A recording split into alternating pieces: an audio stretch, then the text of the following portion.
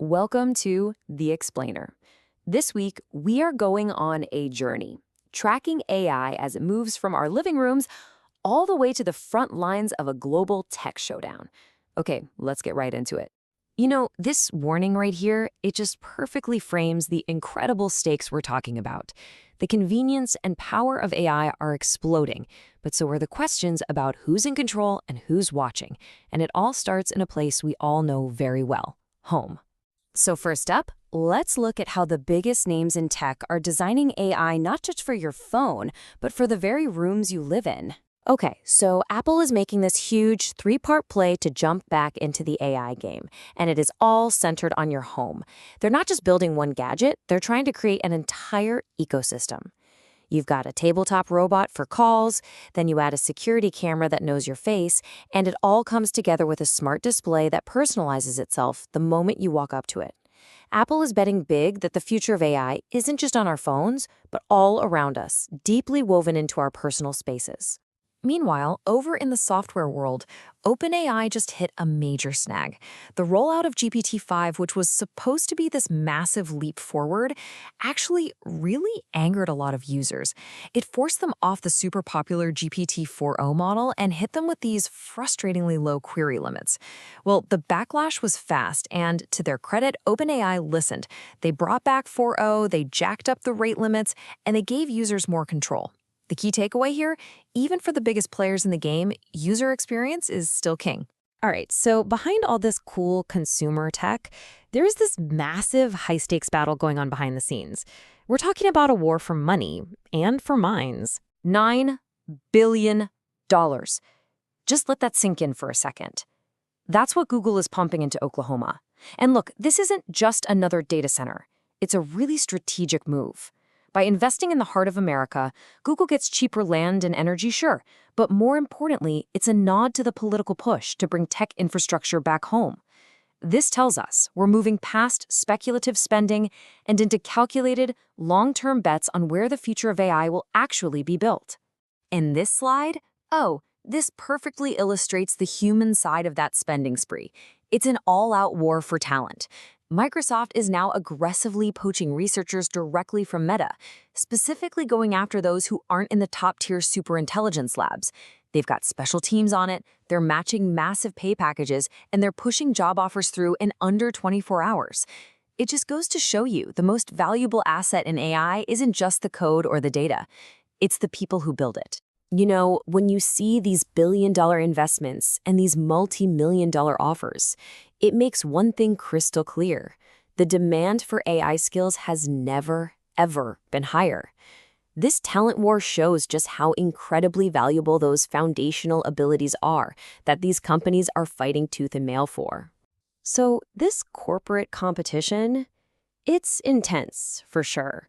But honestly, it kind of pales in comparison to the international struggle over the one thing that powers it all, the microchip. And this timeline, wow, it really shows you the real-world consequences of that struggle. After U.S. sanctions cut off access to top-tier NVIDIA chips, a Chinese AI startup called DeepSeek turned to a domestic alternative from Huawei. But the hardware failed during the intense training process. This forced a huge delay and a humbling switchback to NVIDIA, which is a major setback for China's dream of chip independence. It proves that the hardware really is the bedrock of this entire revolution. Okay, so that raises a huge question, right? If these chips are so vital and there are sanctions, how in the world are U.S. authorities actually stopping them from getting to China?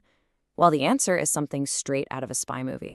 It comes down to this: secret trackers. Yep, you heard that right. Federal agents have been secretly embedding tracking devices in high-risk shipments of AI chips, specifically those from Dell and Supermicro that are packed with NVIDIA and AMD processors. And listen, we're not talking about some tiny little bug.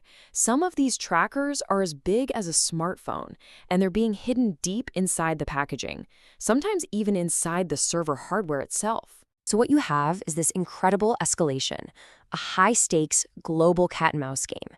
Smugglers are actively looking for these trackers, and U.S. agents are coming up with new ways to hide them. It's all about controlling the flow of the world's most powerful technology. All right, so we've gone from our homes to the corporate boardrooms to the global stage, and now we arrive at the most powerful and, let's be honest, potentially the most unsettling application of AI, mass surveillance. This table right here, it just lays bare the quiet, almost creeping integration of AI into law enforcement and intelligence. And this isn't science fiction, this is happening right now, a lot of times with very little public debate. You've got the LAPD using AI to figure out where a photo is taken, the CIA using its own language model to sift through data, and over 3,000 agencies using Clearview AI for mass facial recognition. This brings up a really serious question for anyone working in tech or policy, or really for any of us.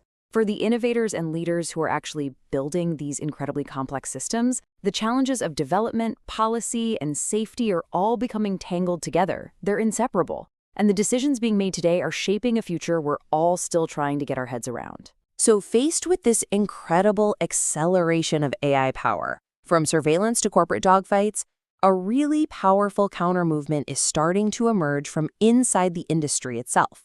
People are searching for a safer way forward. And this is a huge deal. Igor Babushkin, an original co-founder at XAI, we're talking one of the top AI labs on the planet, has literally walked away to start a new company focused only on AI safety.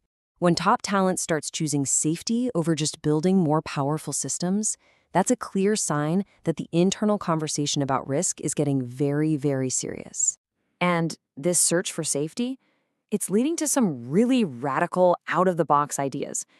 Take Geoffrey Hinton, the godfather of AI himself. He's proposed we should try to instill protective, almost maternal instincts into AI systems, programming them with a fundamental drive to care for and protect humanity. It sounds wild, I know, but it just shows you the level of creative thinking being thrown at this existential problem. So here's the bottom line. From a robot in your living room, to a microchip being tracked across the globe, to an algorithm that might be deciding who gets scrutinized, this technology is moving with unbelievable force. And it leaves us all with one final, absolutely essential question to think about. As AI rewrites our world, who exactly is writing the rules?